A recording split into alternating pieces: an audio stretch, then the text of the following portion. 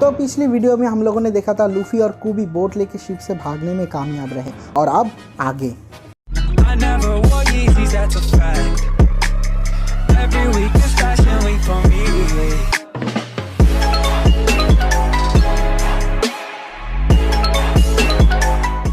तो second episode शुरू होता है। लूफी कहता है आज का दिन बहुत सुहाना है, आज का मौसम भी बहुत अच्छा है, तो मुझे बहुत अच्छा लग रहा है। कूबी कहता है अगर हम ऐसे ही चलते रहे तो बहुत जल्द मरीन बेस आइसलैंड पहुंच जाएंगे। तो लूफी कूबी का तारीफ़ करके कहता है इसका मतलब हम लोग बहुत जल्द मरीन बेस में पहुंचने वाले हैं, तुम्हारा तो जवाब नहीं, तुम कमाल के हो कूबी। ये सब कह के लूफी ज़ोर ज़ोर से हंसने लगता है। तो कूबी लूफी को कहता है इसमें हंसने वाली कोई बात नहीं है, उन लोगों ने मरीन बेस के अंदर ग्रेट पायरेट हंटर रोओनुओ ज़ोरो को कैद करके रखा है। रोओनुओ ज़ोरो एक ऐसा आदमी है जो बाउंटीज के लिए लोगों की जान लेता है, उनका मर्डर करता है। लोग उससे डरते हैं और लोग उसे कहते हैं एक जीता जागता डीमन, एक लिविंग डीमन।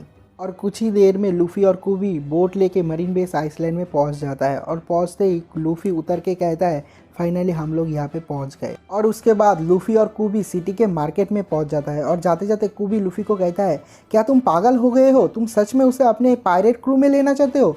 तो लूफी कहता है मैंने अभी तक डिसाइड नहीं किया है, लेकिन अगर वो कोई अच्छा आदमी हुआ तो सोचेंगे। कूबी कहता है तुम्हें समझ में नहीं आता, वो जेल में है, इसका मतलब वो कोई अच्छा आदमी नहीं हो सकता। उसके बाद लूफी एक दुकान से एक फल लेके खाता है और उस दुकानदार को पैसे देने के बाद उससे पूछता है क्या तुम्हें पता है ज़ोरो नाम का आदमी हमें कहाँ पे मिलेगा? तो सारे लोग डर जाते हैं और कोई कुछ नहीं कहता। तो कूबी आता है, लूफी को कहता है लगता है यहाँ पे ज़ोरो का नाम लेना अलाउड नहीं है। तो वो दोनों बाहर से चले जाते हैं और आगे चलते चलते दोनों बात कर रहे होते हैं। लूफी पूछता है चलो चल के मरीन बेस चेकआउट करके आते हैं, और कूबी को कहता है तुम तो एक मरीन बनना चाहते थे ना? तो कूबी उसे कहता है हाँ मैं एक मरीन तो बनना चाहता हूँ, लेकिन मैं अभी पूरी तरह रेडी नहीं हूँ। मैंने सुना है यहाँ पे जो मरीन बेस का इंचार्ज है उसका नाम है कैप्टन मॉर्गन। तो उसका नाम सुनते ही सब लोग फिर से डर जाता है। तो लूफी हंसते हंसते कहता है यह सच में एक वियर्ड टाउन है, यहाँ के लोग बहुत ज़्यादा फ़नी हैं। तो कूबी कहता है ज़ोरो के नाम पे सब लोग डरते हैं, लेकिन वो समझ में आता है, लेकिन लोग कैप्टन मॉर्गन के नाम से क्यों डर रहा होता है? मुझे कुछ समझ में नहीं आ रहा, मुझे इस जगह के बारे में एक बैड फीलिंग आ रहा है। उसके बाद वो दोनों चलते रहते हैं और बात करते करते एक टाइम पे वो लोग मरीन बेस के मेन गेट पे पहुंच जाता है।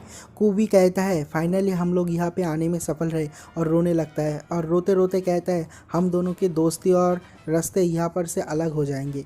लूफी कूबी को बिल्कुल ही इग्नोर करके मरीन बेस के एक दीवार पे चढ़ने लगता है और कहता है कहाँ पे है वो, कहाँ पे है वो डीमन, मुझे देखना है। कूबी कहता है वो लोग उसे खुले में नहीं रखेंगे, शायद उन लोगों ने उसे किसी एक हाई सिक्योरिटी जेल पे रखेंगे जहाँ से वो भाग नहीं पाएगा। तो लूफी कहता है मुझे दिख गया, मैं उसके पास जा रहा हूँ उसे करीब से देखने के लिए। तो लूफी और कूबी दीवार के ऊपर से ज़ोरो को देख रहा होता है और ज़ोरो का फर्स्ट लुक रिलीज़ करता है और कूबी रियलाइज़ करता है यही है रोरोनुओ ज़ोरो। लूफी कहता है अगर हम इसके रस्सी को खोल दें तो शायद वो वहाँ से बाहर निकल सकता है। कूबी लूफी पे गुस्सा होकर उसे कहता है क्या तुम पागल हो गए हो, तुम्हें पता नहीं अगर हम इसे छोड़ देंगे तो वो हम दोनों को मार डालेगा? तो लूफी हंसते हुए कहता है डोंट वरी, मैं बहुत ताकतवर हूँ, मैं हम दोनों को बचा लूँगा। तो कूबी कहता है लगता है ये पूरी तरह पागल हो गया है। और तभी रस्सी से टाइड अप ज़ोरो कहता है हे तुम दोनों मेरे नज़रों के सामने से दफ़ा हो जाओ। तभी डर जाता है और कहता है लूफी प्लीज़ मेरी बात सुनो, तुम इस जैसों को कभी भी अपने क्रू में नहीं ले सकते। और तभी एक बच्चा वहाँ पे आ जाता है और भागते हुए ज़ोरो के पास चला जाता है। ज़ोरो इस बच्ची को कहता है क्या तुम मरना चाहते हो जो तुम यहाँ पे आए हो? तो वो बच्ची कहता है शायद तुम हंग्री हो, जब से यहाँ पे तुम बंधे हुए हो तुमने कुछ भी नहीं खाया है, मैं तुम्हारे लिए राइस बॉल्स लेके आया हूँ। इससे पहले मैंने कभी भी राइस बॉल्स नहीं बनाया था, this is my first time, पर मैंने पूरी कोशिश की है इसे अच्छा बनाने के लिए, इन राइस बॉल को बहुत ज़्यादा स्वाद देने के लिए। ज़ोरो गुस्से में उस बच्चे को कहता है सुनो मुझे बिल्कुल भी भूख नहीं लगी है, मुझे तंग करना बंद करो। और तभी कुछ मरीन्स वहाँ पे आ जाता है। कूबी कहता है अभी मरीन्स आ रहे हैं, लगता है अब ये छोटी बच्ची सेफ़ होगी। मरीन्स आता है और कहता है रोओनुओ ज़ोरो तुमको देख के लगता है तुम अभी तक मरे नहीं हो, तुम बिल्कुल ठीक हो। तो वो मेरिन्स धीरे धीरे सामने आता है और सामने आने के बाद एक छोटी बच्ची को देखता है और उस बच्ची के हाथ में जो राइस बॉल्स था उनको देख के वो मरीन्स कहता है ये तो बहुत ही ज़्यादा टेस्टी राइस बॉल्स लगता है। और ये कहने के बाद वो उस बच्ची से एक राइस बॉल लेके खाने लग जाता है। खाने के बाद उसे वो राइस बॉल का टेस्ट बिल्कुल भी पसंद नहीं आता, तो वो गुस्से में उस बच्ची को कहता है इसमें तुमने कुछ ज़्यादा ही स्वीट्स दे दिया है, तुम्हें इसमें नमक भी देना चाहिए, समझे बुद्धू, ये सब कह के उसको डांटने लगता है। तब वो बच्ची कहती है मैंने सोचा था अगर इसमें मैं ज़्यादा स्वीट्स दूंगा तो ये ज़्यादा टेस्टी होगा। और उसके बाद वो मरीन गुस्से में आ जाता है और उसका राइस बॉल छीन लेता है और उनको मिट्टी में फेंक के उनको पैर से कुचलने लग जाता है। और उसके बाद वो बच्ची बैठ के बहुत ज़्यादा रोने लग जाता है और कहता है ये मैंने पहली बार बनाया था, बहुत मेहनत से बनाया था। ये कह के वो बच्ची बहुत ज़्यादा रोने लग जाता है। तो वो मरीन बोलता है कि तुमने शायद ये नोटिस नहीं पढ़ा होगा जिसमें लिखा है कि अगर कोई भी किसी क्रिमिनल का हेल्प करता है तो उसे एग्जीक्यूट कर दिया जाता है, मतलब उसे मार दिया जाता है। और उसके नीचे साइन किया था कैप्टन मॉर्गन ने। तो वो बच्ची भी डर जाती है उस नोटिस को देख के। इस बच्ची का डरा हुआ फेस देख के कैप्टन मॉर्गन का बेटा कहता है मेरे डैड के दर्शक से यहाँ पर का बच्चा भी वाकिफ़ है। और ये बात कहने के बाद वो ज़ोर ज़ोर से हंसने लग जाता है। और कूबी लूफी को कहता मतलब इस मरीन का डैड ही है कैप्टन मॉर्गन। और उसके बाद कैप्टन मॉर्गन का बेटा एक मरीन को ऑर्डर देता है कि इस छोटी बच्ची को दीवार के ऊपर से फेंक के मारो। तो वो मरीन पहले तो थोड़ा हिचकिचाता है, लेकिन जब उसका बेटा कहता है अगर तुम ये काम नहीं करोगे तो मैं अपने डैड को बता दूंगा, तब वो मरीन जाके उस बच्ची को दीवार के ऊपर से फेंक के मारता है। लेकिन लूफी किसी तरह उस बच्ची को कैच करके बचा लेता है। ज़ोरो उसको गुस्सा दिखाता है पर कैप्टन मॉर्गन का बेटा उसे कहता है हंसते हुए कि तुम यहाँ पे बिना खाना पानी के ही मर जाओगे। लेकिन ज़ोरो कहता है मैं यहाँ पे बिना खाना पानी के भी 1 महीना ज़िंदा रह सकता हूँ। तो वो लोग और मरीन्स उसको गुड लक कहते हुए वापस से चला जाता है। वो मरीन्स बाहर से जा ही रहा होता है कि ज़ोरो पीछे से कहता है अब बस और 10 दिन बाकी है और उसके बाद मैं यहाँ से चला जाऊँगा। तो कैप्टन मॉर्गन का बेटा कहता है क्या तुम्हें लगता है तुम इतने दिन सर्वाइव कर पाओगे बिना खाना पानी के? तुम इससे पहले ही मर जाओगे। और वो कहते कहते बाहर से वो लोग चले गए। जब वो मरीन्स बाहर से चला जाता है लूफी ज़ोरो के सामने जाता है और कहता है क्या तुम सच में बहुत बुरा आदमी हो? तो ज़ोरो कहता है क्या तुम अभी तक नहीं गए यहाँ से? लूफी कहता है मुझे नहीं लगता कि तुम इतने ज़्यादा स्ट्रांग हो जैसा मैंने सुना था। मैं सब तुम्हें देखने के लिए इतने दूर से यहाँ पे आया था। तो ज़ोरो कहता है माइंड योर ओन बिजनेस, तुम अपना काम से काम रखो, मेरे पास क्यों आए हो, तुम्हें क्या चाहिए? और उसके बाद लूफी ज़ोरो के और पास जाता है और उसे कहता है अगर मैं तुम्हारे जगह पे होता तो मैं 3 ही दिन में मर जाता भूख के मारे बिना खाने के। ज़ोरो लूफी को कहता है मुझ में तुमसे ज़्यादा स्पिरिट है इसलिए मैं नहीं मरूंगा। उसके बाद लूफी जाने ही वाला होता है कि ज़ोरो मिट्टी में दिखा के उस खाने को दिखा के लूफी को कहता है प्लीज़ उसे उठा के मेरे पास लेके आओ। तो लूफी कहता है क्या सच में तुम इसे खाने वाले हो, क्योंकि ये खाना बिल्कुल ही नष्ट हो गया है। ज़ोरो कहता है तुम अपना मुंह बंद रखो और जल्दी से उसे मुझे दो। और उसके बाद लूफी उठा के उसको ज़ोरो को देता है और ज़ोरो खाने लग जाता है। खाते खाते वो रोता है और कहता है ये बहुत ही ज़्यादा टेस्टी है।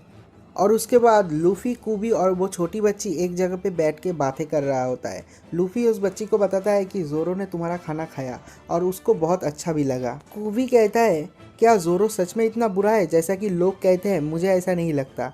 तो वो लिटिल गर्ल कहती है कि नहीं, वो बहुत अच्छा है और वो हमारे वजह से वहाँ पर है। और उसके बाद वो एक पुरानी घटना के बारे में बताता है कि एक दिन कैप्टन मॉर्गन का बेटा उसके पालतू कुत्ते को लेकर उनके रेस्टोरेंट पे आता है और सब लोगों के साथ बदतमीजी करने लग जाता है। और एट द एंड वो कुत्ता उस छोटे बच्चे के ऊपर हमला कर देता है, लेकिन ज़ोरो उस बच्चे को बचा लेता है। और उसके बाद कैप्टन मॉर्गन के बेटे को एक ज़बरदस्त मुक्का मारता है। लेकिन मॉर्गन का बेटा ज़ोरो को एक डील करने के लिए कहता है। वो कहता है कि अगर मेरे डैड को पता चल गया कि इस छोटे बच्चे को बचाने के लिए तूने मेरे ऊपर हाथ उठाया तो मेरा डैड इस बच्चे और इस बच्चे के माँ को भी मार डालेगा।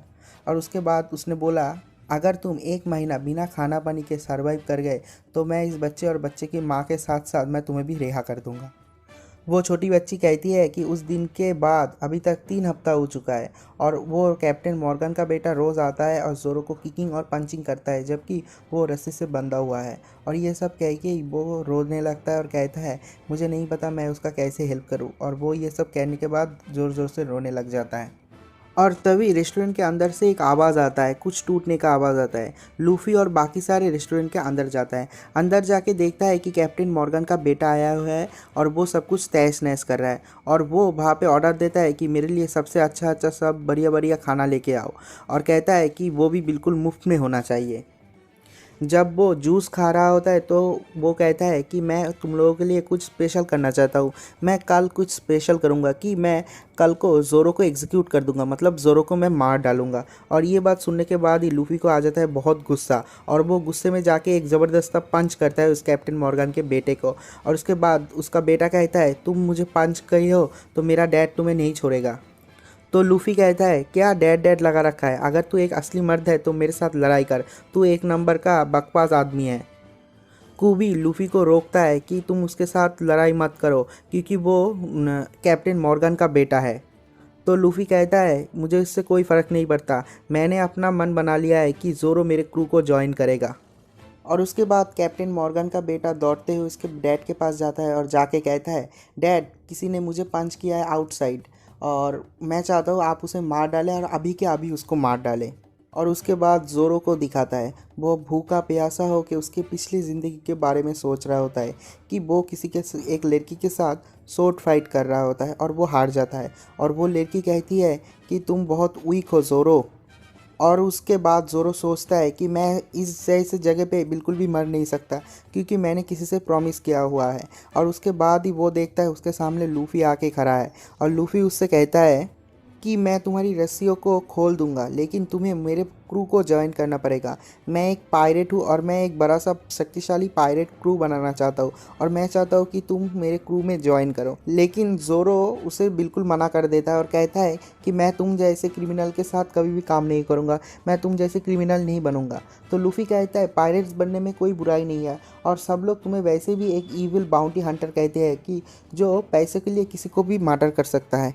उसके बाद ज़ोरो कहता है मुझे फ़र्क नहीं पड़ता लोग मेरे बारे में क्या सोचते हैं और क्या कहते हैं, लेकिन मैंने अपनी ज़िंदगी में कभी भी ऐसा कोई काम नहीं किया जिसके लिए मुझे रिग्रेट करना पड़े और मैं इस चैलेंज को कंप्लीट कर लूँगा और उसके बाद मैं वो करने जाऊँगा जो मैं करना चाहता हूँ। तो लूफ़ी सुन के कहता है दैट्स ग्रेट, वो बहुत अच्छी बात है, लेकिन मैंने ऑलरेडी डिसाइड कर लिया है कि तुम मेरे क्रू को ज्वाइन कर रहे हो। तो ज़ोरो कहता है नहीं, मैं बिल्कुल भी तुम्हारे क्रू को ज्वाइन नहीं करूँगा। तो लूफ़ी कहता है क्या तुम सबसे ताकतवर और सबसे शक्तिशाली सोर्ड्समैन नहीं हो इस जगह के? तो ज़ोरो कहता है हाँ, मैं इस जगह का सबसे शक्तिशाली और ताकतवर सोर्ड्समैन हूँ, लेकिन वो कैप्टन मॉर्गन का बेटा मेरा सब स्टाफ मतलब मेरा जो सामान होता है मतलब एक सोर्ड्समैन का जो सोर्ड्स होते हैं वो सोर्ड्स लेके चला गया। तो लूफ़ी कहता है मैं तुम्हारे उस सोर्ड्स को लेके आऊँगा, तब तुम्हें मुझे मेरा क्रू ज्वाइन करना पड़ेगा। ये सब कहने के बाद लूफ़ी ज़ोरो के सोर्ड्स वापस लाने के लिए मेन बेस में चला जाता है अकेला ही। और उसका अगला सीन मरीन बेस के एकदम टॉप रूप पे होता है। वहाँ पे कैप्टन मॉर्गन खुद का एक स्टैचू का फाउंडेशन कर रहा है। वहाँ पे पीछे से उसका बेटा आता है और कहता है डैड आप यहाँ पर क्या कर रहे हो? आप उससे बदला नहीं लोगे जिसने मुझे हिट किया, सबके सामने बेइज्जत किया, आप उसका बदला क्यों नहीं ले रहे? वो अपने डैड से कहता है डैड आपने भी मुझे आज तक कभी हिट नहीं किया लेकिन उसने मुझे हिट किया, क्या आप उसका बदला नहीं लेंगे? तो उसका डैड कहता है पता है मैंने तुझे अभी तक हिट क्यों नहीं किया, मैंने कभी तुझे मारा क्यों नहीं? तो वो कहता है क्योंकि मैं यहाँ के सबसे ज़्यादा ग्रेट हूँ। तब उसके डैड को गुस्सा आ जाता है और वो उसके बच्चे को एक ज़बरदस्त हिट करता है और कहता है क्योंकि तुम एक नंबर के गधे हो, तुमको हिट करना भी एक वेस्ट ऑफ टाइम है, इसलिए मैंने तुम्हें अभी तक हिट नहीं किया। तुमने उस बच्ची का क्या किया जिस बच्ची ने ज़ोरो को खाना देने आया था? तो वो कहता है मैंने उसको कुछ नहीं किया, मैंने उसको दीवार के ऊपर से फेंक दिया था। तो अब उसका डैड कहता है कि उस बच्ची को ढूंढो और मार डालो। एक लुटेनेंट को वो ये ऑर्डर देता है कि उस बच्ची को शहर के किसी भी कोने से ढूंढ के लाओ और उसका एग्जीक्यूशन कर दो। तो वो लुटेनेंट कहता है कि मैं नहीं कर सकता। तब उसका डैड मतलब कैप्टन मॉर्गन आता है और उस लुटेनेंट को एक ही पंच में मार डालता है। तो सब लोग वहाँ पे डर के मारे कहता है हाँ आप ठीक है और उस बच्चे को ढूंढ के हम लोग मार डालेंगे। और उसके बाद कैप्टन मॉर्गन मरीन्स को लेके उसके स्टैचू को सही जगह पर लगाने के लिए जुट जाते हैं। रस्सी खींचने वाले एक मरीन के गलती से उसके स्टैचू का हाथ एक कोने पे थोड़ा सा लग जाता है। तो कैप्टन मॉर्गन उसके पीछे आता है और उसे कहता है ये स्टैचू बनाने में 10 साल लगा है, मैं चाहता था इसमें एक खरोच भी ना आए और तुम्हारी वजह से एक खरोच आ गया तो मैं तुम्हें नहीं छोड़ूंगा। उसके बाद लूफ़ी उस बेस के नीचे आता है और ढूंढने लगता है कि वो कैप्टन मॉर्गन का बेटा कहाँ पे है, लेकिन उसे कहीं पर भी नहीं मिलता। तब उसे शोर सुनाई देता है ऊपर से रूप से कि वहाँ पे बहुत शोर हो रहा है और उसे लगता है कि ऊपर शायद कोई काम चल रहा है। तो वो अपने रबर जैसे हाथ को बड़ा करके एकदम स्पीड में ऊपर की तरफ चला जाता है। लेकिन जब वो थोड़ा सा ऊपर जाता है तब देखता है कि वो बहुत ज़्यादा ऊपर जा रहा है, इसलिए वो उस स्टोन के स्टैचू के एक रस्सी को पकड़ता है और नीचे आ जाता है और उसको उस स्टैचू के रस्सी को पकड़ने की वजह से वो स्टैचू का बैलेंस बिगड़ जाता है और वो स्टैचू ऊपर से 2 टुकड़ों में टूट जाता है।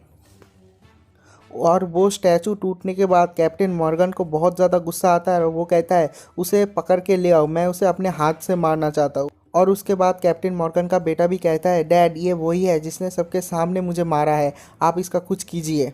लूफी इस कैप्टन मॉर्गन के बेटे को ही ढूंढ रहा होता है और वो उसे लेके वहाँ से भाग जाता है। तो कैप्टन मॉर्गन कहता है उसे भागने मत देना, उसको पकड़ के लेके आओ, मैं उसको अपने हाथों से मारूंगा। और उसके बाद एक मरीन कहता है सर क्रूसिफिक्शन यार्ड जहाँ पे जोरो को बांध के रखा है वहाँ पर भी कोई आ गया है।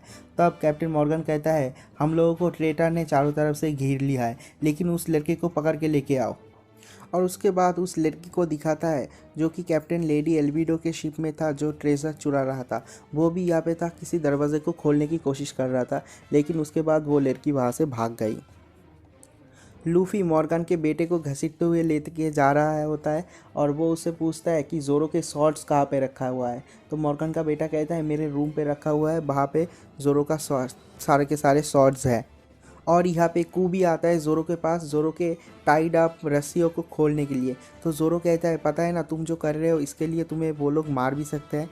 तो कूबी कहता है मैं कभी भी बैठ के ऐसे नहीं रह सकता कि कोई मरीन के लोग किसी के साथ ऐसा बिहेव कर रहा है। एक सच्चा मरीन कभी भी लोगों के साथ ऐसा नहीं करता। लेकिन जोरो कहता है मुझे फ़र्क नहीं पड़ता, मैं यहाँ पे रहूँगा क्योंकि और 10 दिन सहने के बाद ये लोग मुझे छोड़ देंगे। तो कूबी कहता है नहीं, वो लोग तुम्हें कल मारने की प्लानिंग कर रहे होता है। तो लूफ़ी को ये सब सुनने के बाद बहुत ज़्यादा गुस्सा आ जाता है और कैप्टन मॉर्गन के बेटे को लूफ़ी मार देता है। और ये सब के बाद ही ये सब कुछ चालू हुआ। तो जोरो सोचता है क्या लूफ़ी मेरे लिए सच में ऐसा किया है। और उसके बाद कूबी जोरो को कहता है कि लूफ़ी है जिसने तुम्हारी जान बचाई, तुम्हें मरने से बचाया, और अभी सारे के सारे मरीन्स उसके पीछे लगे हुए हैं। अब तुम ही उसके हेल्प कर सकते हो, उसे मरने से बचा सकते हो। और तभी कैप्टन मॉर्गन वहाँ पे अपने मरीन साथियों के साथ वहाँ पे आ जाता है और आके कहता है तुम दोनों को अभी के अभी मरना पड़ेगा। लूफ़ी कैप्टन मॉर्गन के बेटे के रूम में आता है और देखता है वहाँ पे 3 स्वॉर्ड्स रखा हुआ है। तो वो कैप्टन मॉर्गन के बेटे को पूछता है कि कौन सा स्वॉर्ड जोरो का है। तो देखता है कि उसके बेटे का हालत ख़राब है और वो बेहोश है, इसलिए वो तीनों तलवार उठा लेता है। और बाहर दिखता है कि कैप्टन मॉर्गन उन दोनों के ऊपर शूट करने का ऑर्डर दिया है। तो लूफ़ी क्या करता है उसके हाथ रबर जैसे स्ट्रेच करता है और यहाँ से गम गम रॉकेट बोल के यहाँ से सीधा उड़ के उन लोगों के सामने आ जाता है। और तभी सारे मरीन्स एक साथ गोली चलाता है, लेकिन लूफ़ी के शरीर में लग के सारे गोली वापस आ जाता है क्योंकि लूफ़ी रबर का बना हुआ है और उसके ऊपर गोलियों का कोई असर नहीं होता। तो ये सब कुछ देखने के बाद सब लोग बहुत ज़्यादा चौंक जाते हैं और जोरो लूफ़ी से पूछता है क्या हो तुम। तो लूफ़ी कहता है my name is monkey D Luffy and I am gonna be the king of the pirates. और इसके बाद ही ये एपिसोड ख़त्म हो जाता है। अगर आप इस वीडियो को इतना दूर देख चुके हो तो वीडियो को लाइक ज़रूर करना और चैनल को सब्सक्राइब ज़रूर करना। See you guys in the next video. Thanks for watching.